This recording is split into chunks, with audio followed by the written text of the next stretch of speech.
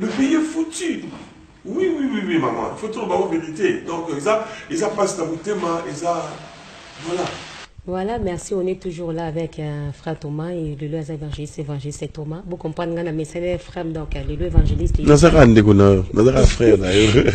Évangéliste Thomas, le 31 décembre, tous les chrétiens, Basanganaki, chrétiens, Basanaki marche. Et l'église est belle et Kangaki, et Baki Banitimina Bango a marché. Oui, non, le roi quinois. Ma pasteur, Kinshasa, ma talibanda. Nana kanda mabe. Vraiment na kanda. Parce que biso matolo baroto la mulimu. Depuis to bana osam la kabila kenata. Le pouvoir, ça se sert pas sur un plateau, ça s'arrache. Kabila, avant de la canaille, il faut plutôt l'ongler la canaille. Si tu as été bercé, il n'est même pas notre frère. Tu es bercé par rapport à quoi?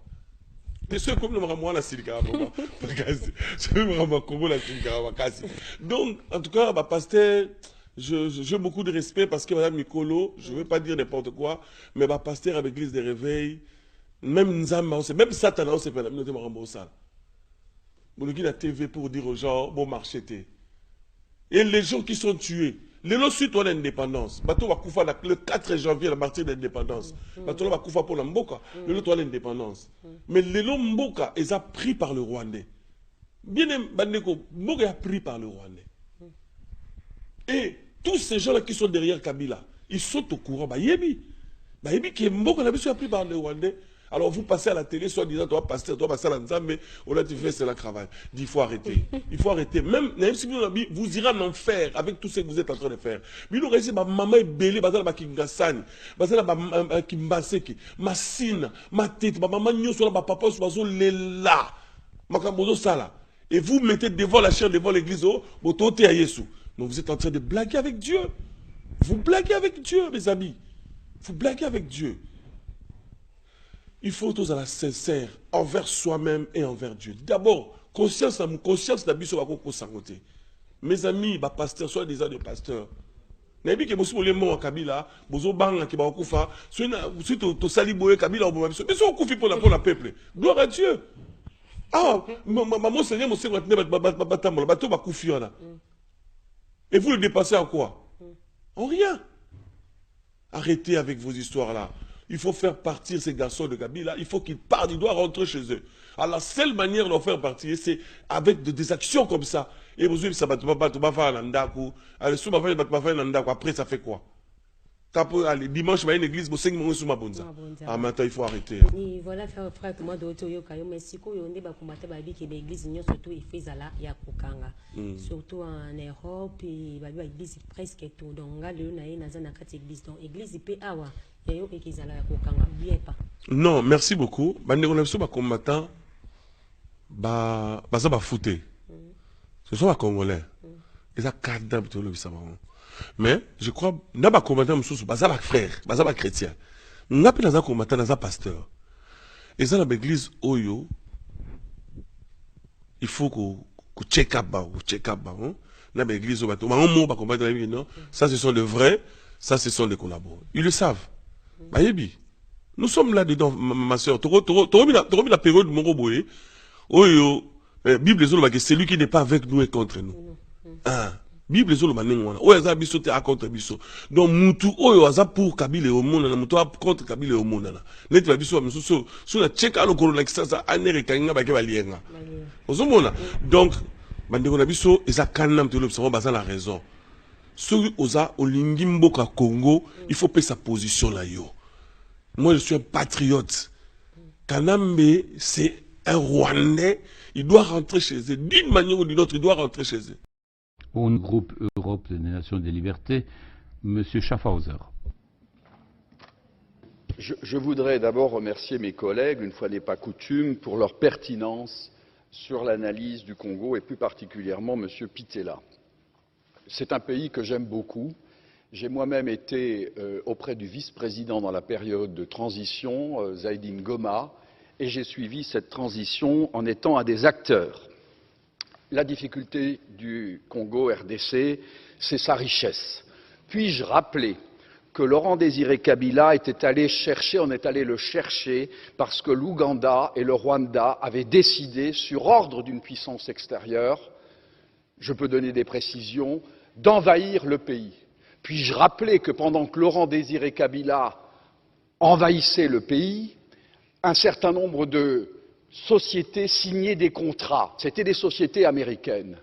Puis-je aussi rappeler que lorsque Laurent Désiré Kabila se retourna en étant un patriote pour son pays, on décida, ici à Bruxelles, j'ai eu l'information, je peux dire de qui, il est décédé depuis, son élimination, et qu'on est allé à Washington chercher également l'ordre, et il fut éliminé 15 jours après. Et puis-je rappeler qu'on est allé chercher alors Joseph Kabila en se disant, ce jeune, on le manipulerait parce qu'il n'était pas il était de nationalité rwandaise et qu'on allait en faire un président.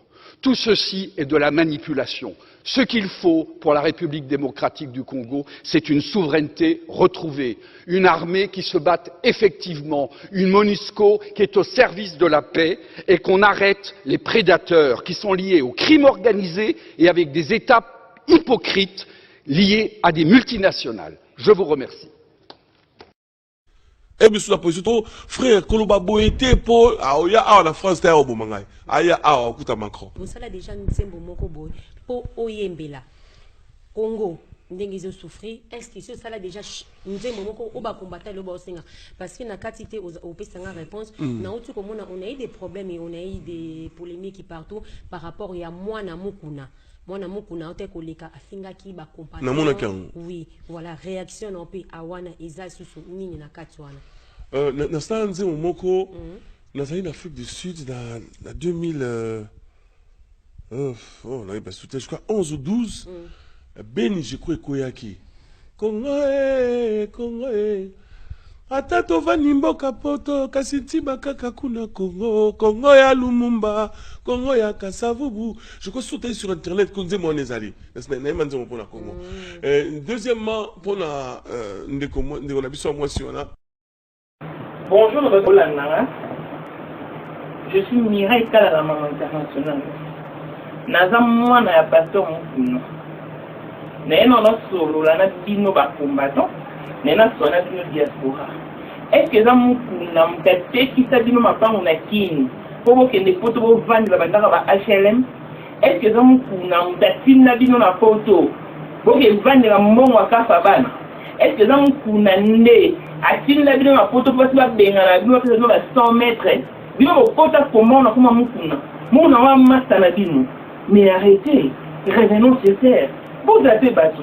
En dehors d'être pasteur, il est un père de famille. Moi, je suis bino mobulani to banga bino to ndi bino kanisa mukuna onde azana bana bazala à l'abri des réseaux sociaux.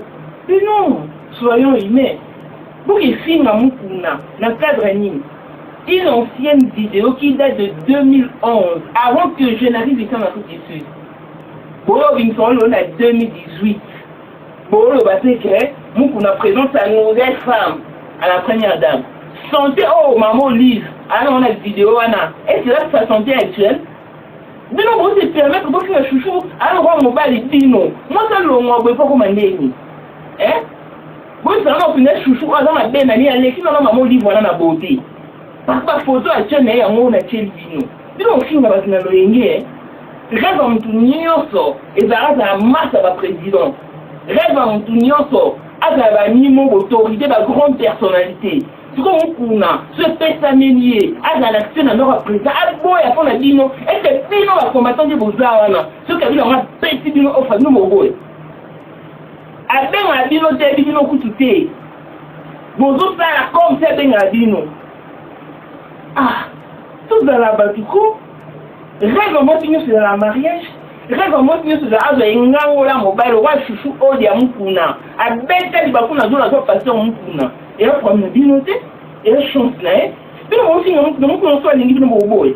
Ate bino batanga bala wana mtu nakamira hao tse no tse hao drage bino. Si ete ofele boke mitanda.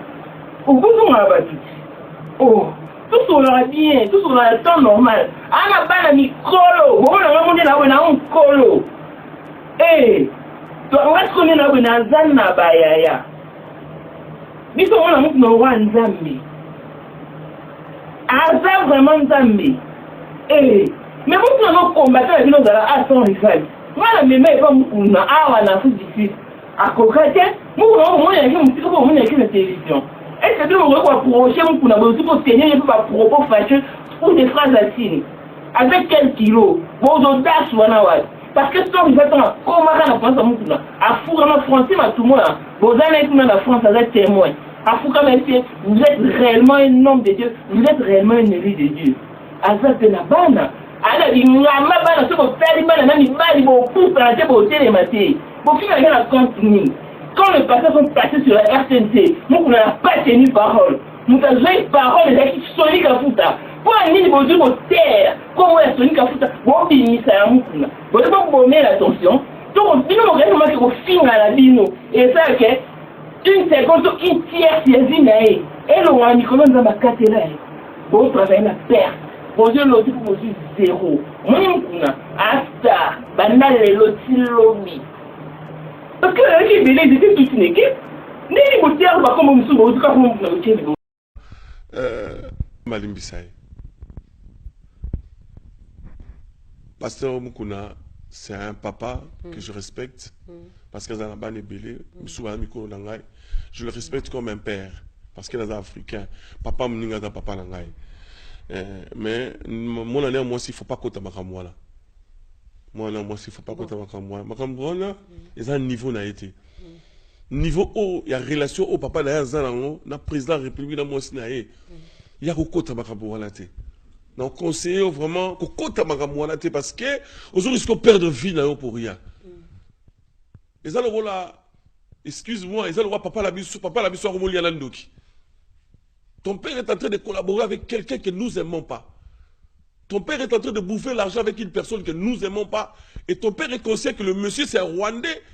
Il est en train de tuer nos sœurs. Il est en train de violer la constitution de notre pays. Et tu passes à la télé pour insulter les gens. Ma soeur, que Dieu te pardonne.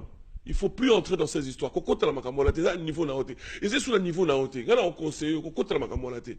Zalamo na mukuna va na kwela yo. Papa c'est bien bana banat. Oui bon baloba. Ba men ne gout bala bana. Men ne gout na bana. Men ne mam tugo. O to luga to lié loi lipa. Ana bana mais bana baloba ate. Moi je te conseille va nanier.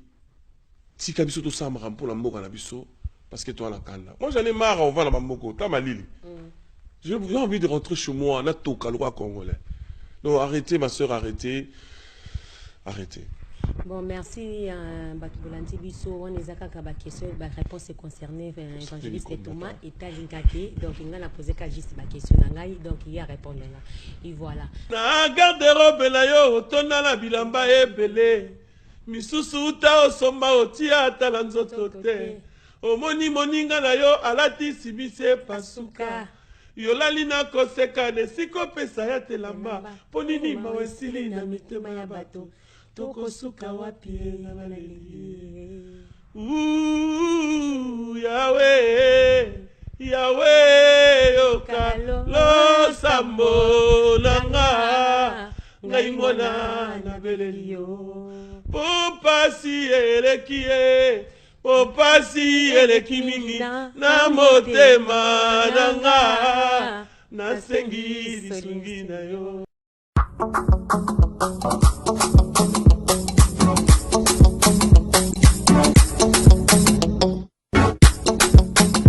Yanga zambe yo, yanga zambe yo.